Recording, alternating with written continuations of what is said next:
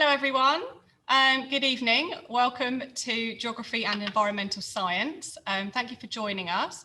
We're just going to give it a couple of minutes to let everyone sign in and get logged on with us, and then we'll be able to make a start. You've got three presenters today. So you'll have me from Worthing College, Kaylee Knight.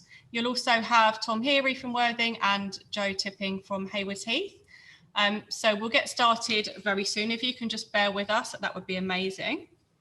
The event will be recorded, so we will be posting it onto our website at the end. So if there's anything you want to look at, you can go back to that on our website. We've got the opportunity for you to put questions into the Q&A box at the bottom. So if you can add any questions to there, and we will work our way through and answer those as quickly as we can. We've also got a chat option, and that's for any technical difficulties that you might have. So if you're having any problems in terms of being able to hear or anything like that, then that can go into the chat. Anything general about the actual subjects themselves or the college, those types of questions, then they go into the Q&A, please. So we still waiting for a couple more people, so just be a few more minutes. Thanks for bearing with us. Should also mention that this is a joint event for Worthing and Haywards Heath, obviously. So most of what we'll be talking about will apply across both colleges. So hopefully that answers that question in case you were thinking about that. Couple more people to come, I think. Okay, I'm getting the signal to maybe get started. So we'll get started. This is the little introduction slide. So first of all, I'll go first because I'm already speaking. So you can see there, I'm subject leader for Geography and Environmental Science. I'm based in Worthing campus, but I only actually teach the geography. I've been here for, I think this is my 4th year. I've been teaching for about 16 years or something along those lines. I'll pass you over to Tom. Good afternoon, evening. My name's Tom Heary. I teach Geography and Environmental Science at Worthing College. I've been here for 7 years and teaching for 10, 11 years. Over to Joe then. Hi, my name's Joe Tipping and I teach Geography and Environmental Sciences at Haywards Heath. I've been teaching for about 17 years and I'm new to the college as it's a new college. So over to Tom to get us started.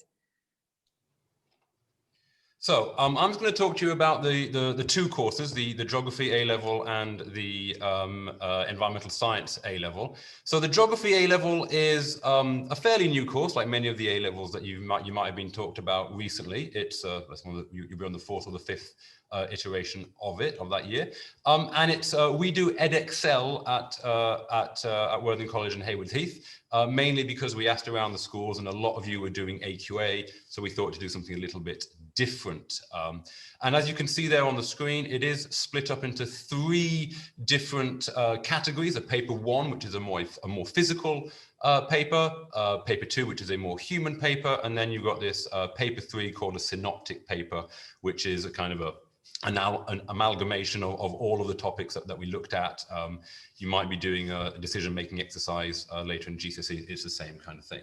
But what's really, really interesting about this geography course is the fact that even though it is split into human and physical, there's a huge kind of through line where both human and physical are present in all of the chapters. So for example, we will look at one of our big case studies that we look at is China. We look at it in terms of the energy security, and the water and the globalization and the health and human rights and the superpowers. So this is this huge through line here of these different chapters where you really get to kind of see how one thing is going to impact the other, and it's really interesting, I find. It's also in terms of the last thing there at the bottom, which you might have seen, the independent investigation. This is a new thing in this new A level, where it got taken out of the GCSEs, I think. And it's something that you get to pick completely on your own. If you're more of a physical geographer, you can do a more physical kind of coursework. If you're more of a human geographer, you can do a more human thing. And if you're somewhere in the middle, you can mix them both together.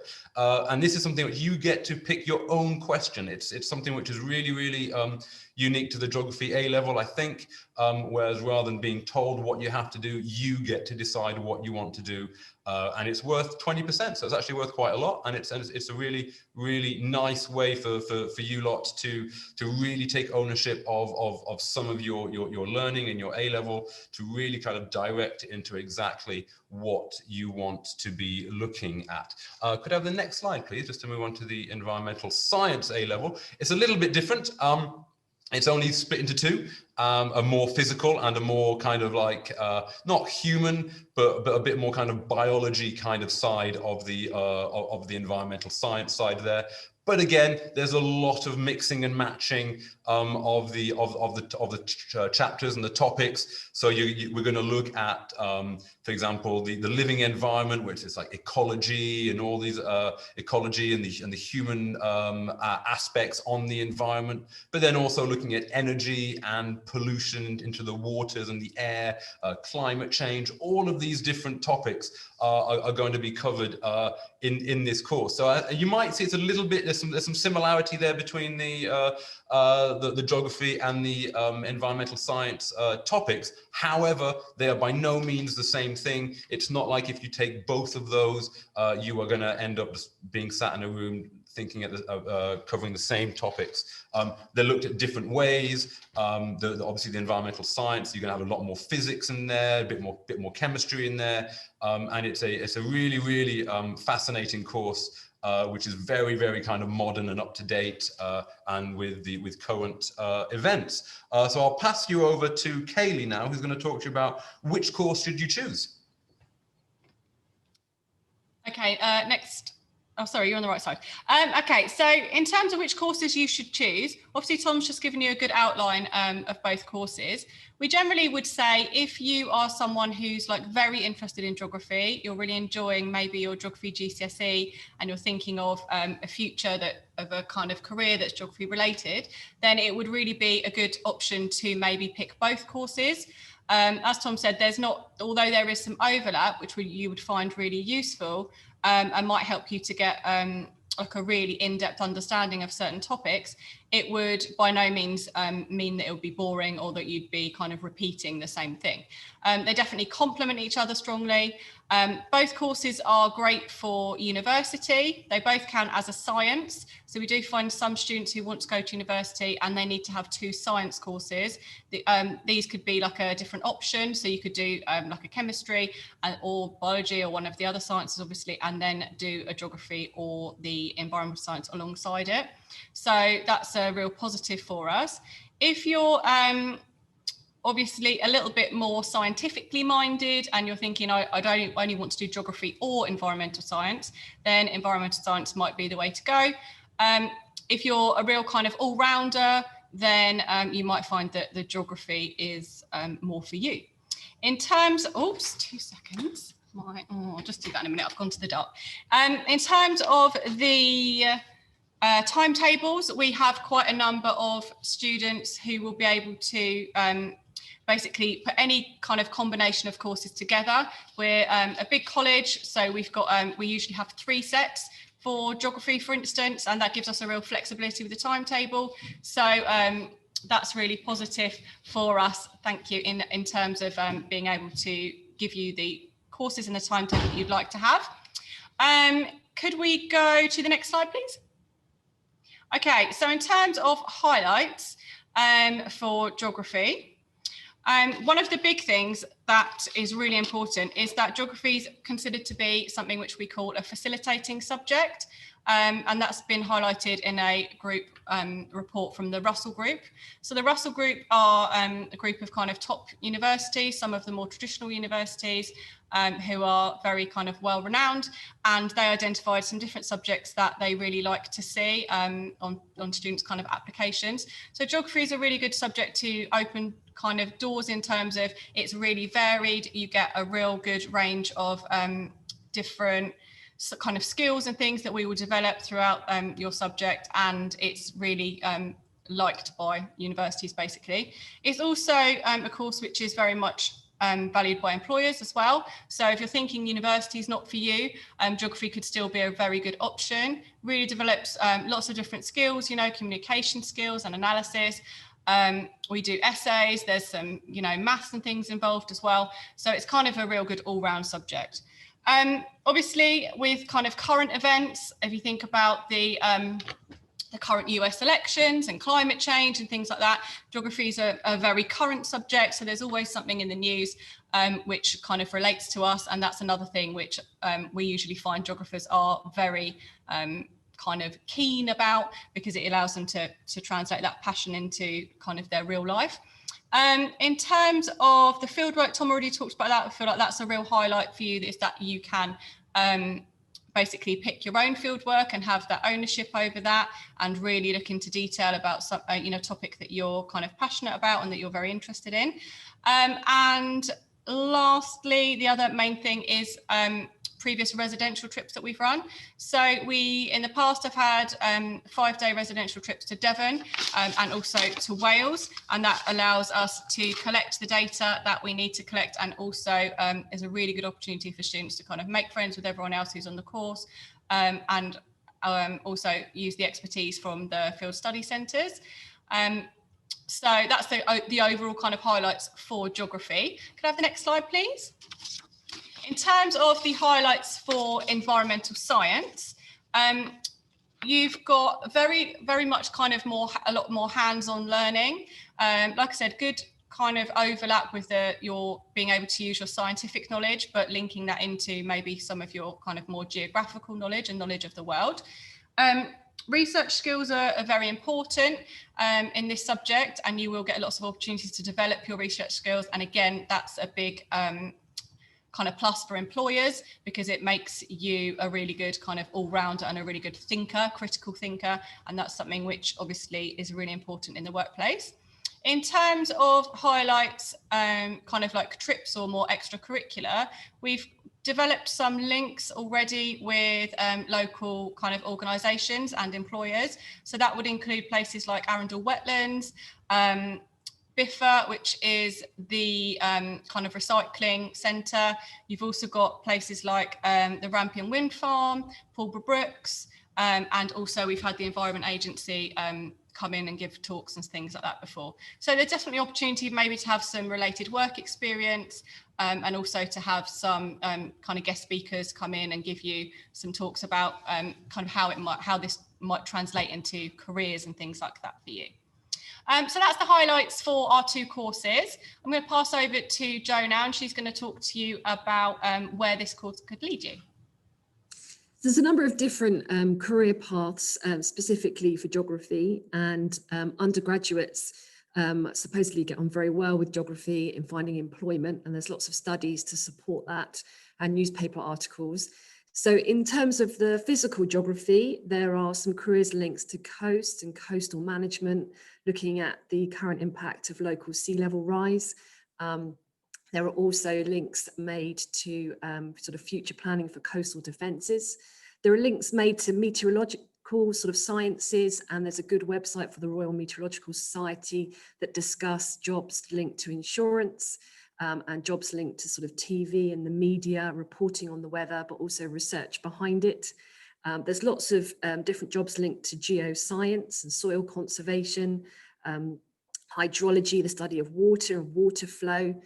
In terms of the human geography, there's a variety of careers linked to development, working in aid agencies, planning where aid is to be sent and the logistics behind that, to do with risk mapping and cartography, There are also jobs linked to local and national government. Geographers have good decision-making skills, planning skills. So there's a real range of jobs, and geography seems to be a good, as Kaylee said, facilitating subject. So with lots of transferable skills, it makes graduates very competitive. On to the next slide. For the environmental science course, there are links made to geography, so there are some common careers.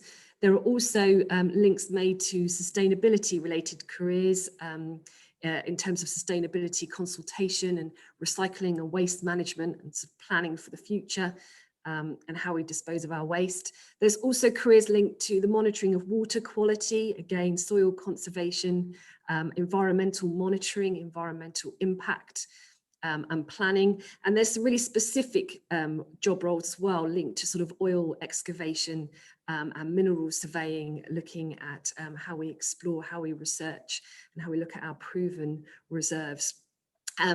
To combine the two subjects, again, as Tom said, there's some really good links, and it gives a really holistic view of some of these careers, particularly sort of linked to things like hydrology and soil conservation, some really common links.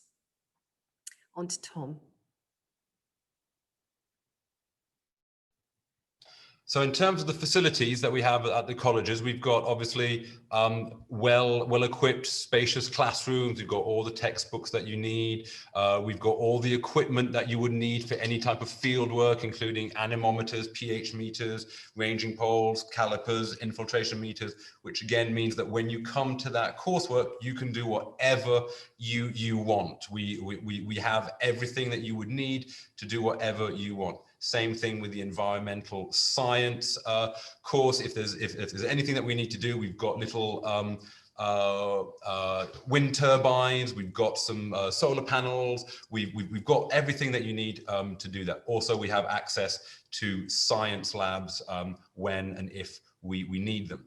We've also got around the buildings things called learning zones or private study areas where you can just do your independent work if you come in a bit earlier or you need to stay a bit later, or if you've got a free period, sorry, a study period in between two lessons.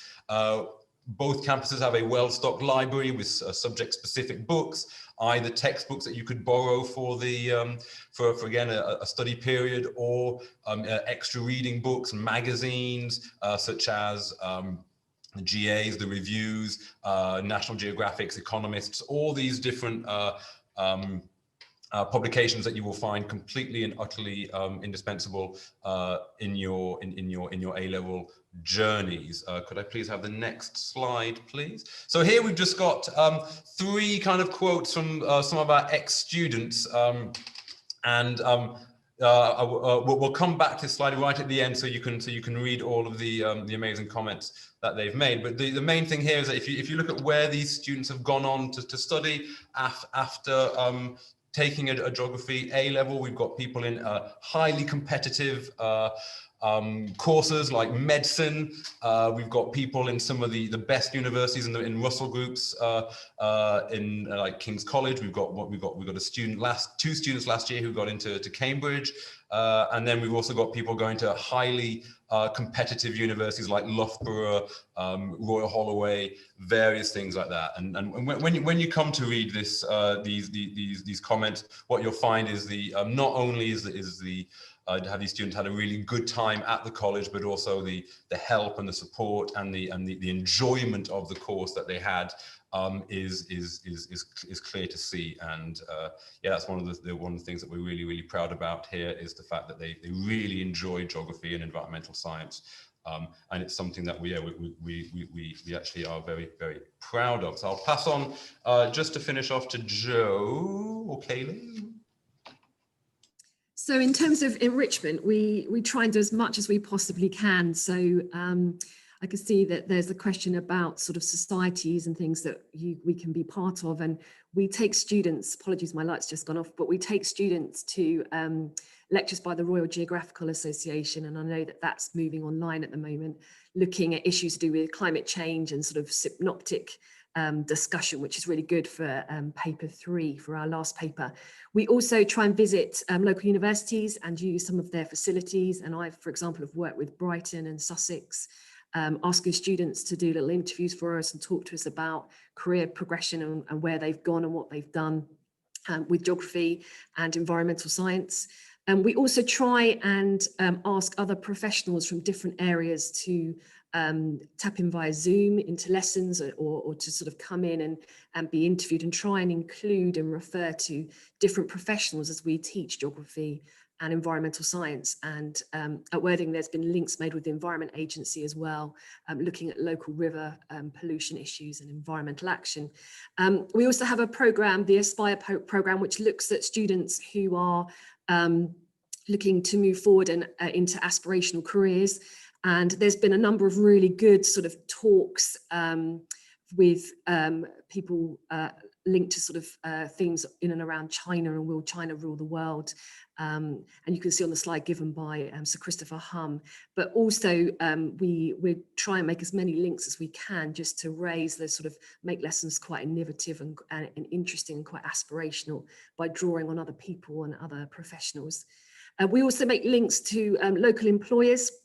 And again, as I've mentioned, with virtual contact, personally, I've been looking at some local regeneration in Haywards Heath, and we've been drawing upon sort of people in the local area to ask their opinions and how they've been impacted.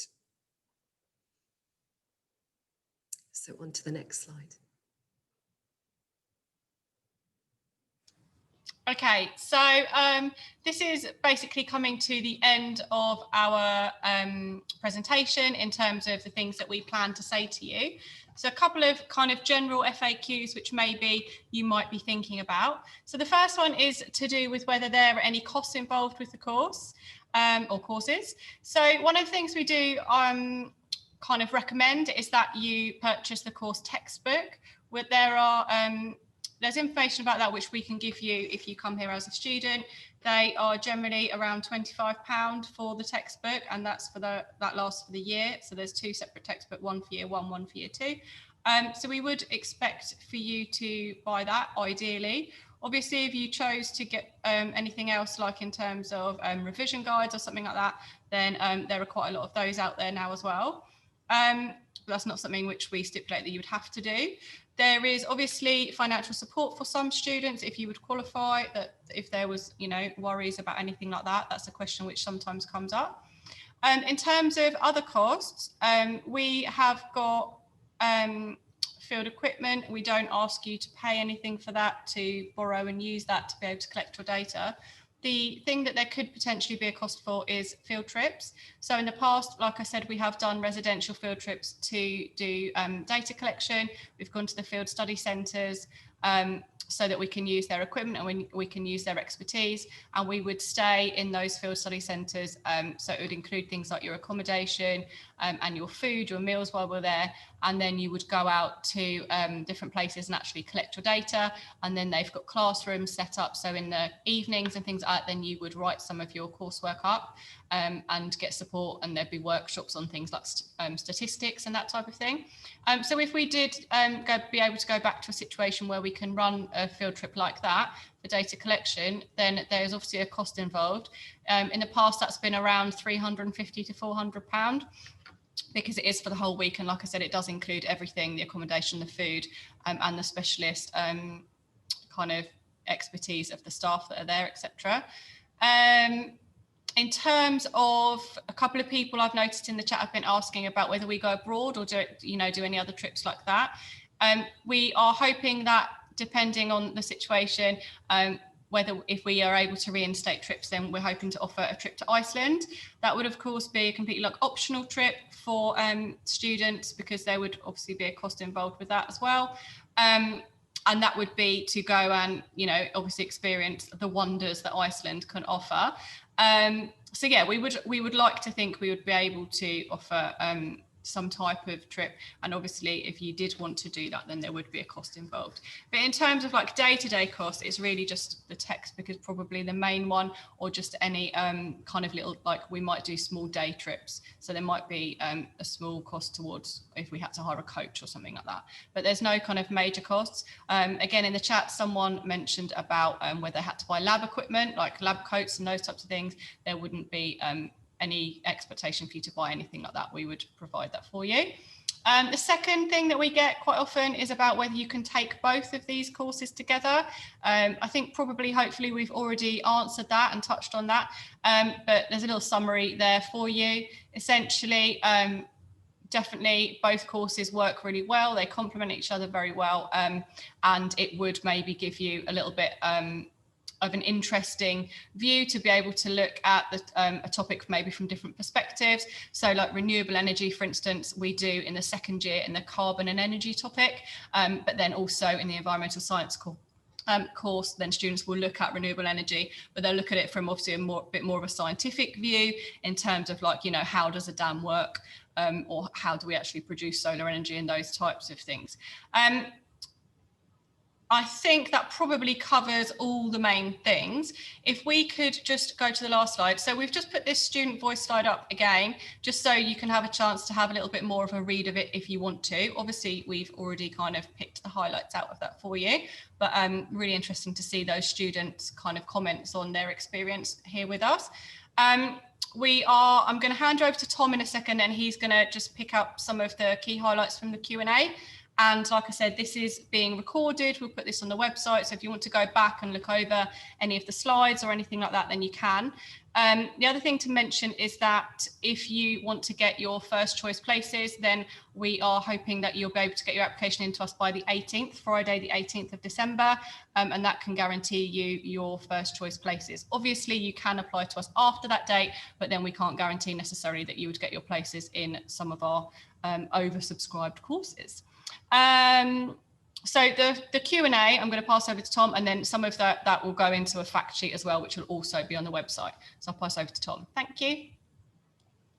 Thanks, Kelly. So yeah, so in terms of like some of the main questions that have popped up from quite a few of you, one of them was, is the course the same as the GCSE geography? Again, as we said, we've chosen a different board, so we're doing EdXL. You know, most of you are probably doing AQA. That seems to be the case, at least around the Worthing schools. And it obviously you might have seen some crossover in terms of the topics like the tectonics.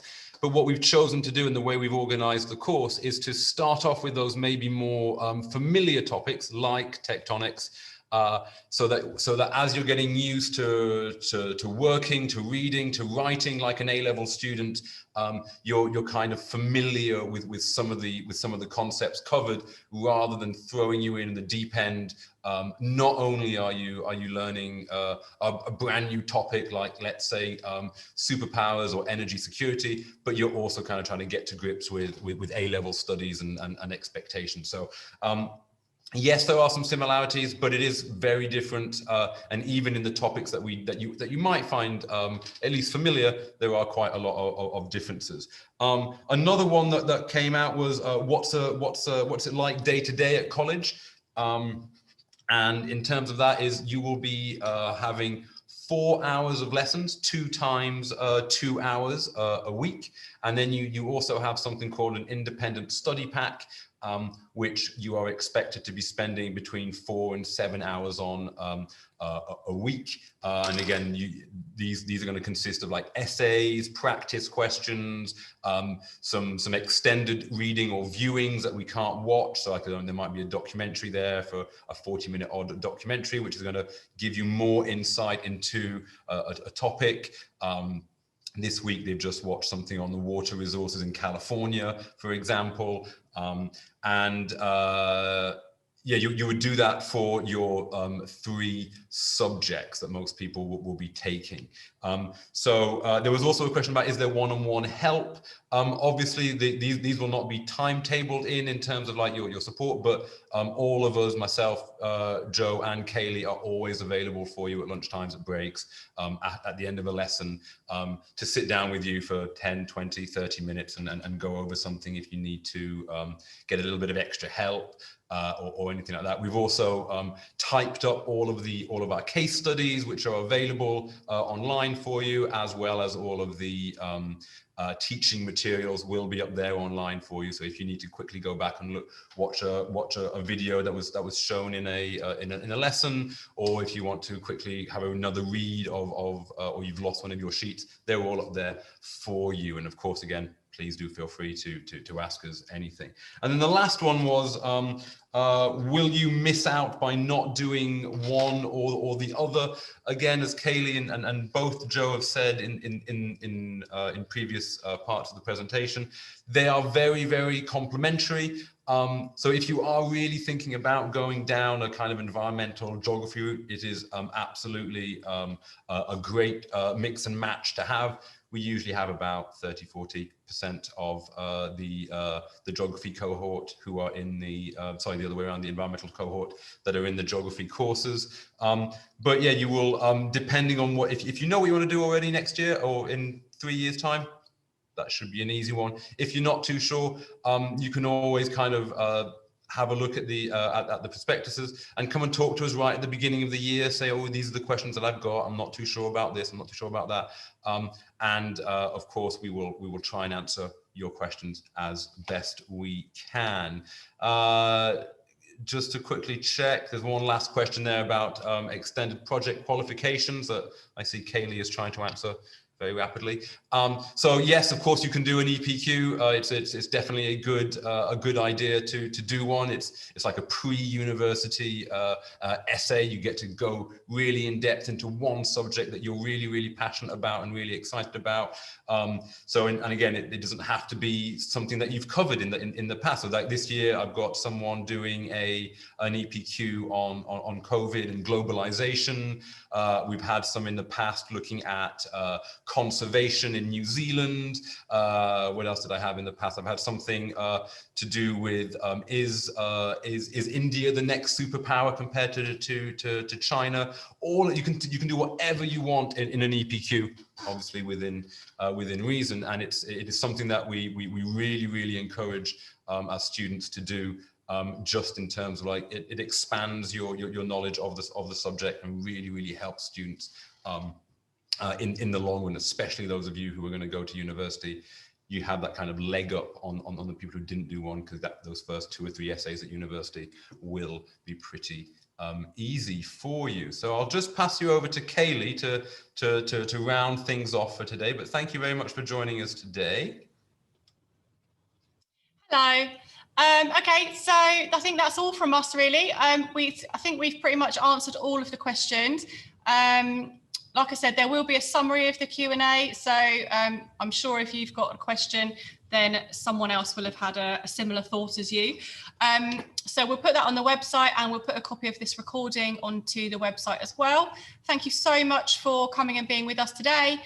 Really hope we've given you all the information that you need, and we really look forward to meeting you, hopefully in September. Thanks very much.